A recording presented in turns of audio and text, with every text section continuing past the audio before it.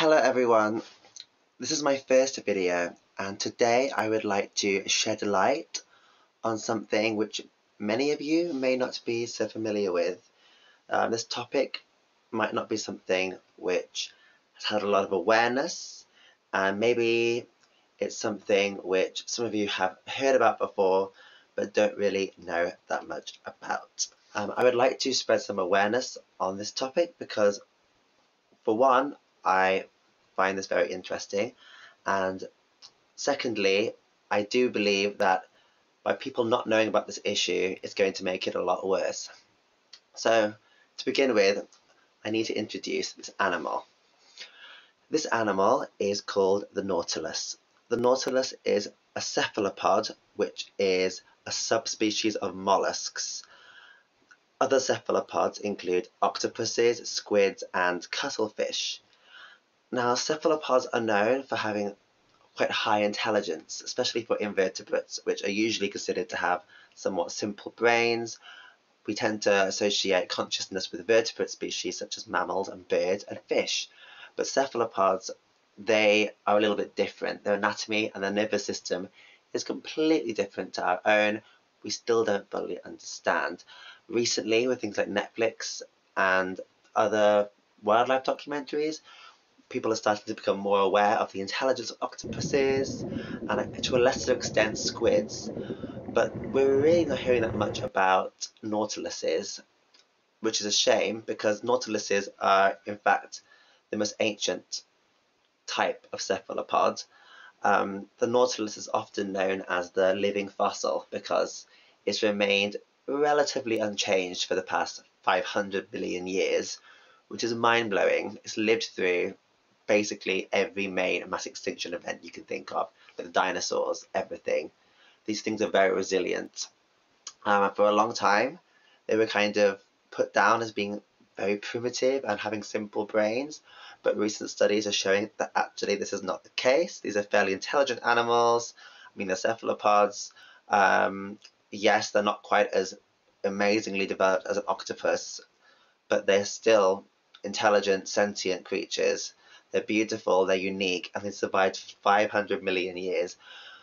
But unfortunately, people are not appreciating them for these attributes that they've had. What people really, really are interested in are their shells. Now, their shells are very beautiful, and they're well known for sharing this kind of fractal pattern. I think it follows some kind of special ratio. I'm not sure. There's a lot of like woo conspiracy kind of things coming in here, which I want to not get involved into this. I want to keep this factual. But they say this whole spiral shape is something you find all the way throughout nature, such as in galaxies and other things. I personally feel this is a bit of a stretch. I'm sure there's some truth in it, but I don't think it's as precise as what a lot of people would have you believe. People like to find connections in things, especially on the internet. It's very easy to be sucked into a rabbit hole of things. So I want to keep it nice and simple and factual. Nautiluses are scavengers. They're carnivores. Carnivores tend to be more intelligent because you need to be. Like if you're going to have hunting prey, they're not really hunters. They will eat live shrimp or little animals that they find, but they basically eat whatever they can get their hands on. You know, they're motivated by food, just like a dog or a cat is motivated by food. But they've done very well. They have poor eyesight because they live in the dark depths. Despite having quite a well-developed eye, they're not much use to them. It's too dark down there. So they really rely on the sense of smell and touch to get around. And I do think this is kind of where this misunderstanding of their intelligence comes in, because you know, we rely on our sight a lot for forming our memories. We remember seeing things. So when we see an animal like a nautilus not necessarily responding or remembering visual cues, it's easy for us to go, oh, because they're not intelligent. But because they're not using their sight primarily to form those memories, they're relying on their smell. They can probably smell their way around vast swathes of the ocean and remember where they're going. It doesn't mean they're less intelligent. They just evolved very differently to us. And it's really making me sad to see that these beautiful animals are being basically hunted for their shells. These beautiful shells are kind of seen as trophies, as exquisite parts of people's shell collection. They're eager to show it off. I've seen people on YouTube perhaps presenting their beautiful Nautilus shells unaware that this actually is fairly unethical practice. I mean, if you find one on the beach from something that's died, fair enough. But I'm feeling like most of the shells people are getting a hold of are not obtained in this way. It's like, you know, finding an animal that's died and eating its meat and saying, oh, I'm not responsible for eating meat. You know, it's ridiculous. That's not the case most of the time. Nautiluses are found throughout the Pacific region, so everywhere from the South China Sea, throughout the Pacific, around Indonesia and the Polynesian Islands specifically, they're in greater abundance. But Indonesia has banned the harvest and sale of Nautilus shells, which is fantastic. But unfortunately, it's not enough because we still have big tourist markets like the Philippines and Fiji who are scooping these out of the ocean, murdering them basically for their shells, selling them to tourists who just think it's a nice souvenir. They don't know the full implications. This animal, we think, could be going in danger. We don't know how many of them there are because they live so deep into the ocean, into the sea.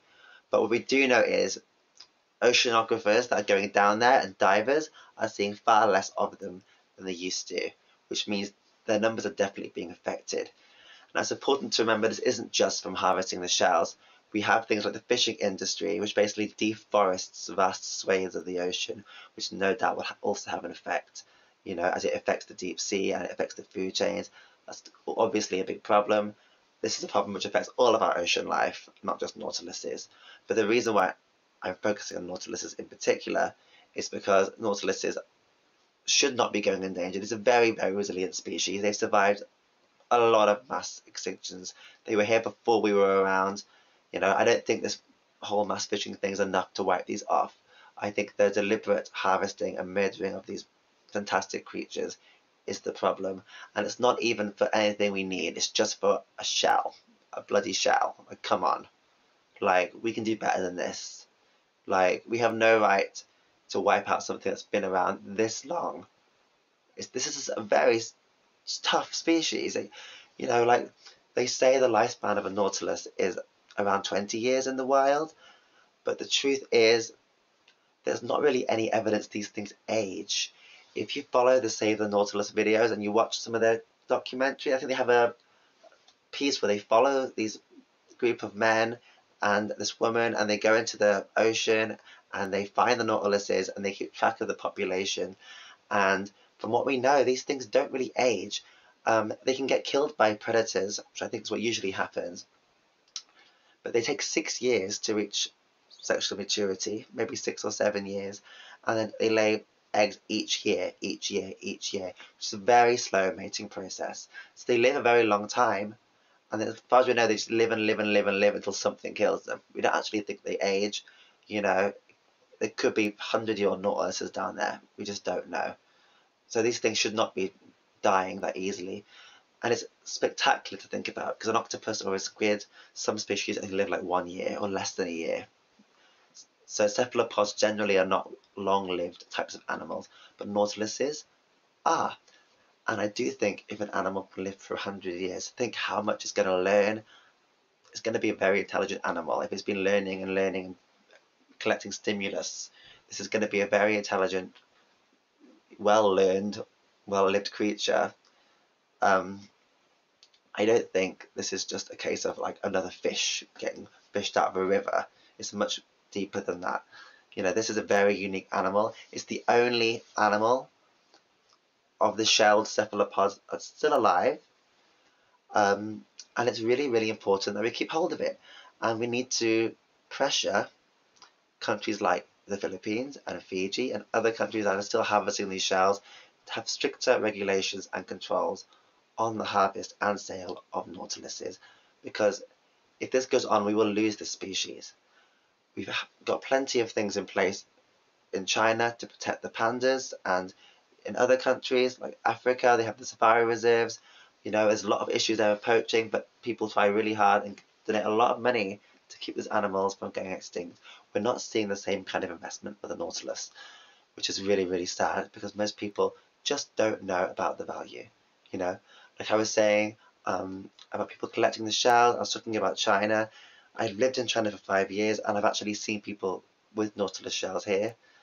Um, Collecting parts of animals, unfortunately, is a big part of the culture in China and other countries in Asia, which I think is another thing which perpetuates this whole problem with the Nautiluses as well. Um, but the issue is there's no global uproar about this animal, but we should be caring a lot more about the species than we do. Because if a 500 million-year-old species can go extinct in the short span of our existence on this earth, we are doing something seriously, seriously wrong. Like, it does not spell a good pattern for life on this earth. So we really, really need to set a good precedent now and not let this species go. So thank you so much for listening. If you want to find out more, I recommend you watch the videos of Save the Nautilus and look on the website about Save the Nautilus. There's plenty of things you can do on YouTube, videos you can watch about them. You can find out more about them. We need more people to know about them and know about what's happening to them because it's really messed up. I also recommend you watch Seaspiracy on Netflix. It's not really related to the Nautilus, but it will give you a good idea on just how big of a problem marine life harvesting is and deforestation, which of course is related to this plight as well. And I wish you all a wonderful summer, and I hope you all keep safe. And thank you so much for listening, and goodbye.